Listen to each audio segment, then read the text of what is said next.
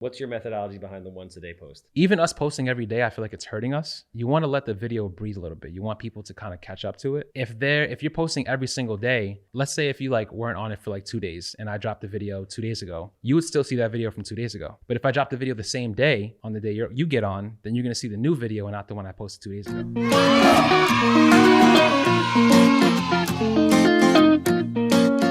Yeah, kid. Welcome everybody back to another episode of Smells Like Happy with Handsome. I'm your host, Charles Weinraub, aka the Handsome Home Buyer, formerly Captain Permit, but we still love Captain Permit, 516-513-883. And obviously this podcast and every other podcast is sponsored by Cardinal Financial. Okay. More specifically, Sal Rizzolo of Cardinal Financial, the out of the Patch Hog office. We love him. We know him. You should know him. But listen. I'm nuts. Those who know me agree. Greg, Scott? Yeah, you're nuts. Okay. So if you ever decide that you do want to buy a house, you need Sal Rizzolo, Cardinal Financial. If you are a realtor, if you are an attorney, who else? That's pretty much it. If you're an investor, you need someone to pre-qualify your people before you take offers, because otherwise you're 3 months into it. You found out that they have 14 bankruptcies and they're not qualified to buy a sandwich. Nobody wants that. And obviously, if you have a house that smells like cat pee, is dated from the 1960s, 6 inches of mold on the wall, human waste floating past the basement steps. I'm quick. I'm easy. Greg? You want you're a good time. Thank you. You would like to buy it. I want to buy it. 516-777 sold. The energy's ripe in here today. I hope you guys feel it through the screen. All right, so we got a good one here today. I'm in a room full of massively creative people. Yeah. I mean that. It's a tough crowd today. So obviously content is on everybody's mind. Yeah. Right? Everybody's mind. If it's not on your mind, it should be on your mind, because if you're a realtor and you're still advertising on bus stops, that shit doesn't work. It hasn't worked in 20 years. It sure as hell isn't working. I think we're going into AI. Now there's all this crazy AI stuff coming. Yeah, there is. I don't know what's going to happen. But a lot of people hit me up. They constantly talk about content. We put out a lot of content. We're nowhere near as successful at it as you guys, which is why I'm very excited to talk to my man Tukes here. Tukes, appreciate you coming down. Thank you, sir. Anytime. Appreciate you guys having me. I am dubbing you as the creative genius behind the social media that is Matthew Garland, MG, the mortgage guy. You guys were gracious enough to have me on. We talked some 3D printing a few weeks ago. We did. Love what you did. The clips were fire. Appreciate it. Appreciate it. Unbelievably awesome job. I mean, great quality. Everything flows. You know, content's one of those things where either it can grab you like a great movie and you're watching it for 20 minutes and you don't realize. Yeah. Or you could be watching for 10 seconds and it could feel like an eternity. So before we get into that about like your style, how you structured, how you guys built this, animal of hundreds of thousands of followers and ultimately a business model that allows Matt to do something that no other mortgage person that I know of does, which is he is really just the brand ambassador for his business. And it's a business where, mortgage people are like on the phone all day, every day, following up on deals, chasing documents. He's not. The two of you and him are in the lab coming up with shit, educating people, and you've turned it into a business model that allows him to basically close mortgages without actually physically closing mortgages. Yeah, that's true. That's exactly how it is. That's wild shit. Like when you guys were telling me that, I was like, I mean, I get it and it makes sense, but it's still to a certain point, like I'm shocked by it. So before we dive into all that, give like the 60-second kind of high level overview of who you are, what you do, and how you ultimately got into the business that you're in. So my name is Tukes. Or also known as Tukes Productions in the space of, real estate. I've been filming for about, I think 8 years now. I lost count. Now that I'm 31, so I don't even know when I started anymore. I'm losing the memory there. But I've started working with Matt maybe 4 years ago. I was doing music videos for probably about 3 years, and then ran into Matt through a coworker of mine working a 9-to-5 job at an HVAC spot. And that was the last time I ever worked a job, was when Matt had me film his first video. And then from there, we just kept working. But when I first met Matt, I was actually filming him making those phone calls as a loan officer, because he didn't know it. Like that's what he was doing before he was who he is now. So yeah, we have a lot of dope footage from the beginning process of him growing his brand and being nervous on camera. Wow, really? Yeah, all that stuff. But I'm surprised. yeah, no, it's to me it's funny because like you literally watch somebody grow up, sort of, not really grow up, but like grow into who they are now.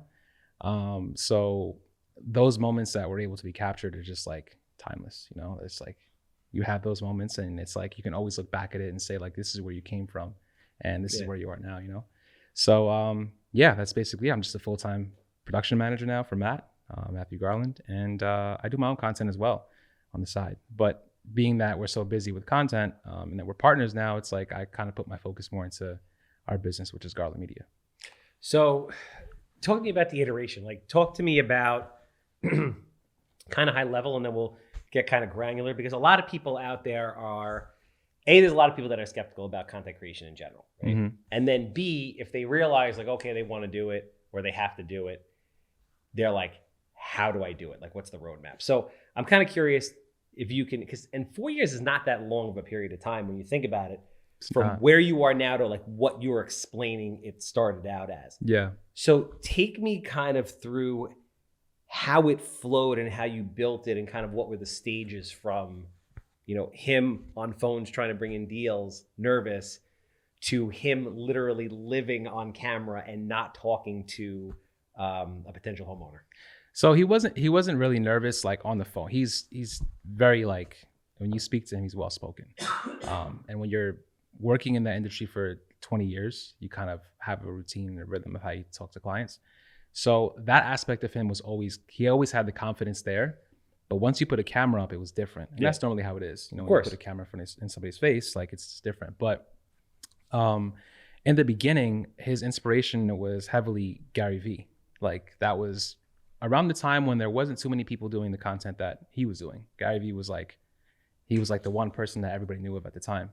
So a lot of our inspiration was based off of that. I think he just wanted to capture the lifestyle of a loan officer, like what the day goes, how the day goes, and what it's like actually being a loan officer and how busy you are. And I think filming that and documenting that kind of gave me the roadmap for how you know we built our brand now. Because like in the beginning, it was more about, okay, like he's busy, he's making phone calls, and like capturing that kind of vibe made it very relatable to people who were also loan officers, which is one of the things that people always say to him is like, yo, I've been watching your content since like I first started, or I got into the business because of you.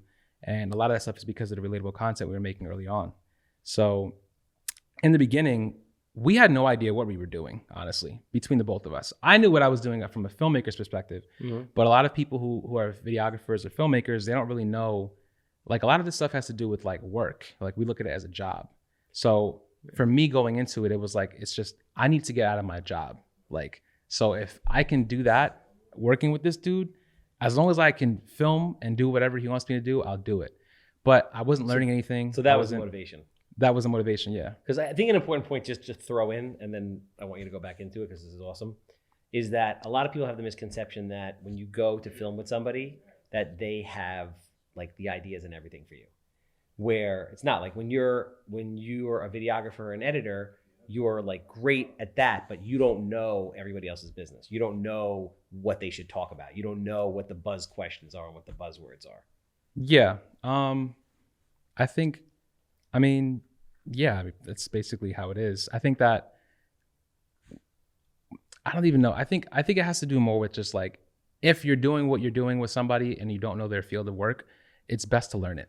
Because I spent all this time and I'm just now learning about loans, like literally now, like 4 years later. And you see, we make content now where it's like he's teaching me on YouTube, because these are questions, these are things that I've heard over and over and over, but it's like, womp, womp, womp. It's like you're just like not listening. So you're just like focusing on your job, which is filming.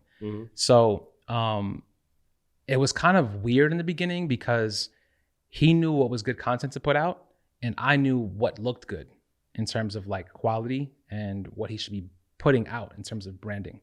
So for him, he was just like, no, this is good information. We need to put this out. I didn't know, because like you can't learn mortgages in like a week, you know, filming with somebody. So as time went on, I think as he grew, he got on Breakfast Club. He did that. That was kind of like the biggest like The breakthrough, catalyst, right? Yeah, for I'm everything. So once that happened, it was kind of easy from then on. I think people started coming in. He had more eyes on him, and it kind of got easier making content along that process, because I think that there was more people watching him. You kind of have more leniency. In the beginning, it's kind of tough because you want to stay niche down and focus on one specific thing, kind of get the brand kind of rolling. Mhm. So most people just want to go and do different things in the beginning. Like, oh, I want to vlog, I want to do this, I want to do that. Instead of just focusing on that one thing that's bringing the people in. And that for him, it was just education, bringing out these information about the loans, all the products that he offers. So that was really the biggest thing. And that's really what got him on the platforms he's on, is the information, not really like the vlogs and all the cool stuff, you know? Even though he wanted to do it because of the inspiration from Gary Vee, it wasn't really what like got him to where he is. It's more just about his free game. No, that makes sense. So you guys are, I mean, I'm curious to know, because I see it everywhere. You guys are putting out content like at crazy scale. Yeah. So I mean, how much content are you actually putting out across what platforms? I guess that's the first part. Right. So what we do now is we just do YouTube videos, long form, and then we chop those up and do like TikTok shorts. So Reels. everything's long form, and then you chop it up. Yeah, because it just makes more sense. It's more efficient. You know, like I said in the beginning, when we didn't know what we were doing, like we were recording everything and not having any clue of where to put it, because Instagram isn't what it is today. And TikTok wasn't even out, I don't think, at that time. No, I don't think so. Right. So YouTube was the biggest thing back then, but again, there was no sort of structure. So we were all kind of figuring it out. Mm-hmm. So now, since we go through our stages, people go through their stages and they learn, you live and you learn with certain things. And now it just makes more sense, and it's more efficient to just do long form and clip from the long form videos and just do clips from that. And then if we want to do something else, like for like a trailer or something, like a highlight, like we did with your video, then we'll focus on that for the week. But that's basically how it goes. So people understand, just a long form video people get, but like what long form videos do you shoot that you then clip from? You guys anything. do the podcast. What else? Like do you that's literally it. Everything comes from the podcast? Yeah. So it's not even, that's what I'm saying. So it's not even, right now what you were on is not technically a podcast, but it kind of is. He looks at it as a podcast because it's audio. It's like these mics in front of our faces, he's recording for audio. Okay. So that's the only podcast vibe we get.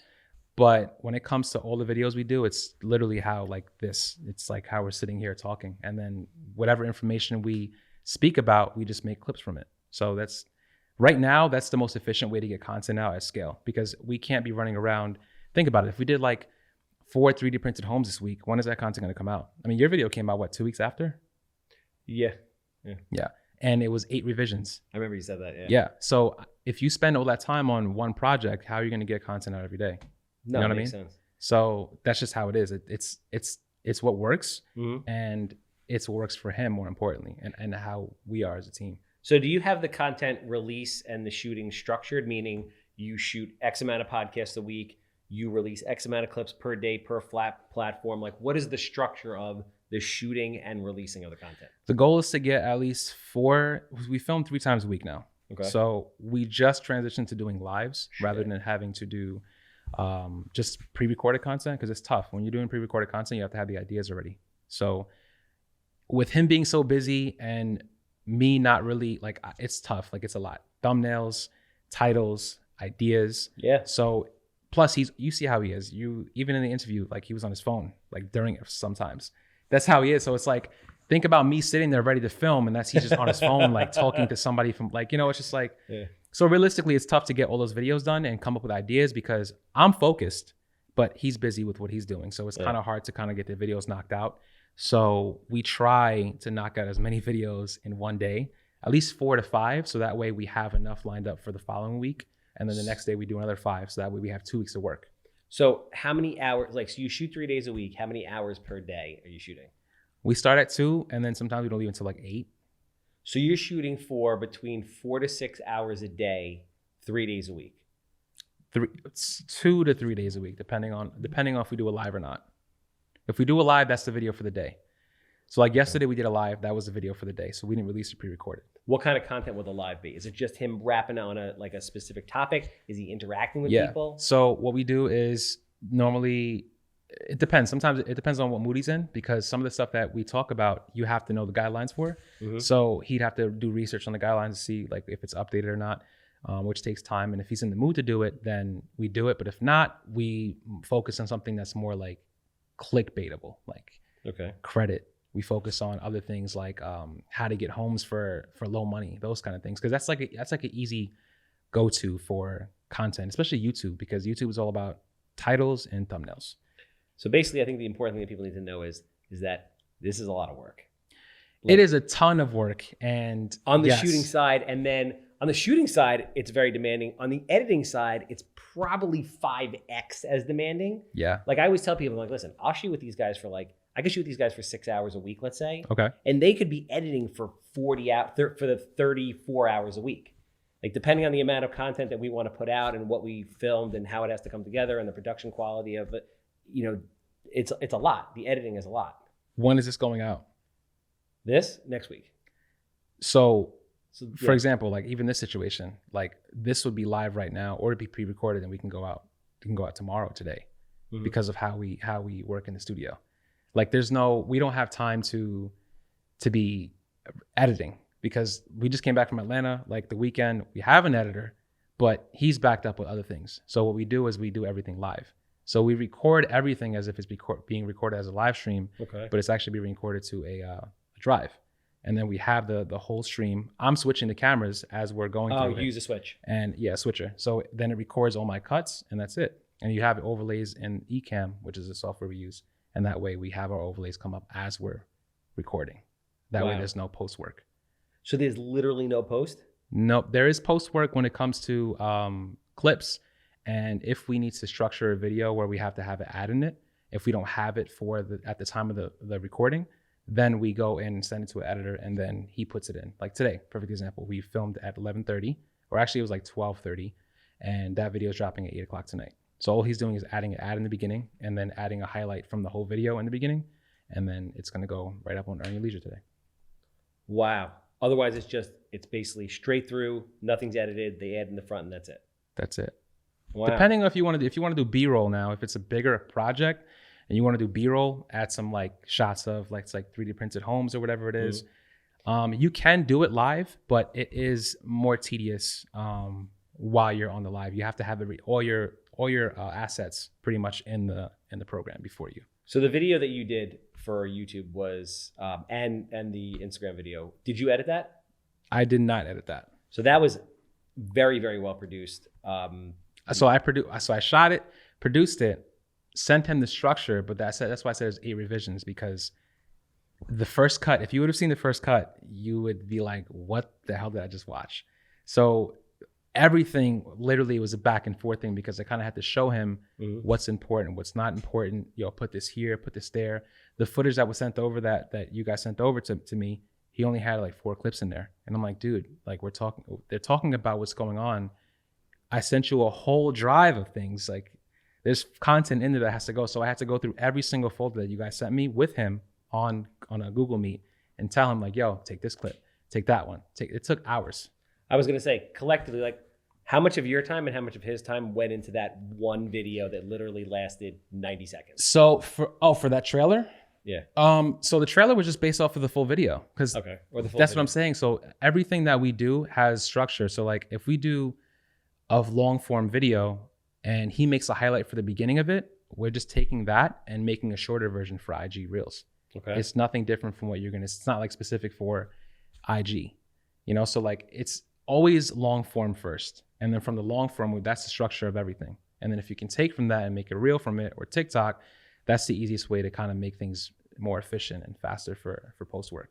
Because if you're doing something specifically for Reels, then it's a whole new project. It's a whole new timeline. It's like, all right, let's start from scratch. Let's pull more clips instead of just making it for the long form, having the trailer in the beginning. Because if you notice, the trailer from the IG Reels was the same thing as the long form. Yeah. So it's the same thing. It's just like, yo, add this in the IG Reel also from the trailer, just to kind of have more spice for. So would you say for the YouTube video collectively, you guys spent 6 hours between the two? You guys, both of your time and his time. He spent.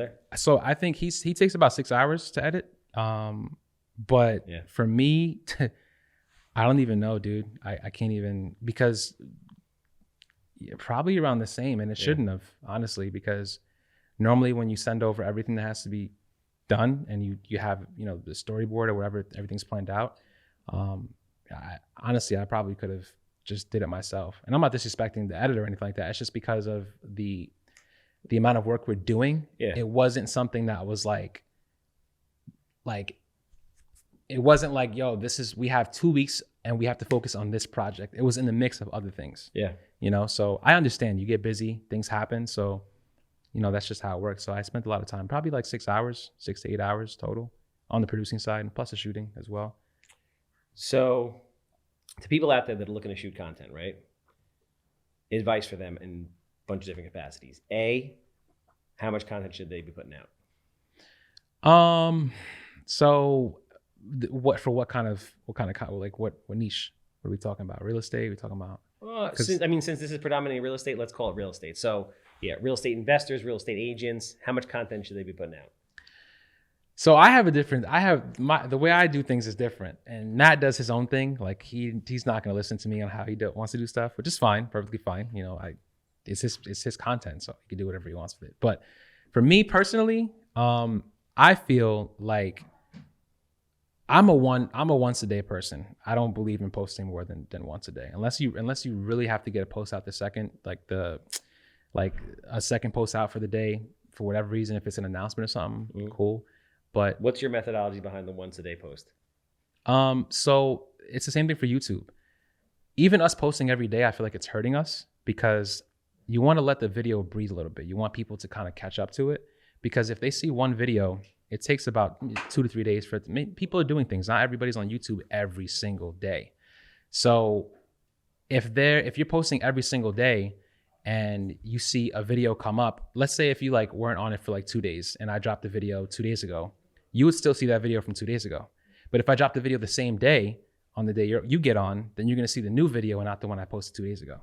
That's interesting. You know what I'm saying? So even the biggest YouTubers, if they don't really focus on posting every day, they put more time into the project. They wait a couple days, let the views build up, and then drop another one. So it also leaves more anticipation. So people want to be waiting for you to drop the next video. Because if you're dropping every day, it's like, all right, it's kind of like it's a little too much, So your advice to people is put more time into the production and the quality of the actual video, and put out less videos. Right. Put out less videos, better quality. And that's just how it is. We can't put out videos every day at high. You need to have a lot of money to do that. Unless you have a team of a bunch of editors, then you can put out high quality content every day. But everything, unless you're focusing on YouTube all day, every day. But if you're not, if you're doing real estate, you're busy. You have. What about Instagram, TikToks? There's a million platforms. You hear everybody say, be on all of them at scale. I say the same thing. I mean, I grew my brand with just posting once a day, posting on stories, using every single tool you possibly can use on Instagram, whatever stickers you can use. The more tools you use, the more rewarded you get when it comes to social media. That's one of the biggest things that people don't really pay attention to. Mm-hmm. But when you put captions on videos, it's probably better to put them from the actual caption tool on Instagram rather than having the captions on the bottom. And Reels right now is honestly the biggest way to grow, which we all know now because it wasn't like that last year. So yeah, just posting Reels and TikToks as well. TikTok is the only thing actually that I feel like you can post anytime. If you want to post 4 times a day on TikTok, it's fine because there's so many people on there, and you can post a video about real estate right now and then post a video about your car, and the one about your car will blow up, and the one that you're doing it's just how it is. So TikTok is more forgiving, but it's definitely a little bit harder to get views, only because their algorithm is so it's spot on with what is engaging. Yeah. So it's a hit or miss. Instagram has gotten way better though from when they first started posting, doing the Reels. But now I think they caught up a little bit. I think they kind of have a better idea what's good content and what's not, because in the beginning, people were posting crap and they were blowing up and getting paid for it. So now it's like they finally, the algorithm has gotten better. YouTube Shorts is definitely probably the hardest right now. Yeah. Yeah, it's not easy to get views on YouTube Shorts. So I guess your last question, which I think people ask me the most, is what to post, right? So that's the biggest thing. The biggest thing is like, yo, I don't know what to post. I don't know what to post. What's your advice to people who are like, all right, I'm ready to create content, but I don't know what to put out? So I think it depends obviously on your niche. And it also, you just have to post things that are engaging in the first at least 3 seconds. So focusing on more so the why rather than the how. I think people automatically go into everything like how you can do this, how you can do that, and I think that that's probably the first mistake people make, is going into things saying how you can do this or how you can grow your brand. And I think there's a lot of information out there that people can just type in Google and get the same information. But if you have a pain point, I think that that's probably more, engaging and brings people in. So make it more relatable. Give me an example. Like why your video is not getting any views. Top 5 reasons why your video is not getting any views. So it's like at that point, it's like, okay, now I'm going to listen, rather than like how you can get more views. Yeah. How often are you going to see those videos? Top 5 reasons why you're not getting any deals. Makes That's sense. it. Get right into the first one right away and jump right into the top. I think people have a lot of fluff in their content and they don't get to the point. And you can't be selfish when it comes to content. I think you have to kind of be realistic and understand there's like 1 billion people on Instagram. So it's like, you can't just expect everybody to just watch your content. You're not entitled to views. So I feel like you kind of have to follow along and make great quality content in order to get the views you want. You can't. When you say quality, is that more aimed at everything, production value of it, both, or just what you're saying? Everything. I look at quality as the time that goes into it, because the best content, even that I've made, has been planned out. Like I thought about it. Like, okay, like how are we gonna figure out the title? How are we gonna shoot it? How are we gonna light it? Like this is for my content though.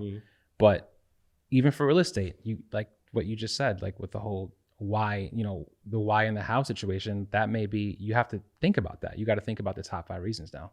You can't just go into it, wing it and be like, you can, but I think that when you put time into it, you get a bigger reward in the end. Nice. So production quality overall, thinking, planning, shooting, everything. All right, I'm putting that into practice next week. I'm going to do a bunch of why videos, see how it performs. But what you're saying makes a lot of sense. Yeah. That's just how I look at it. It's the best way to go into content creation. And I think that you'll separate yourself from a lot of people also by not having the fluff in there. So just getting right to the point in the first 3 seconds is, where you want to get to. Love it. Thanks, man. Listen, I really appreciate you coming down. If people are interested in following you, hitting you guys up, working with you, how do they get in touch with you? So you can find me on Tukes Productions on Instagram. And you can also find me at Tukes. That's in my bio as well. And I think that's pretty much it. I don't really do YouTube right now, or at least at the moment. But if you want to also see me, you could definitely catch me on the MGTheMortgageGuy channel. I'm on there learning how to do real estate and how to do real estate, how to do loans, mortgages. It's a lot, but you'll see me a lot on there. So yeah, that's where you can find me. Thanks again. Obviously, you have a house that smells like cat pee. Anything real estate related, I want to buy it. 516-777 sold. That's a wrap.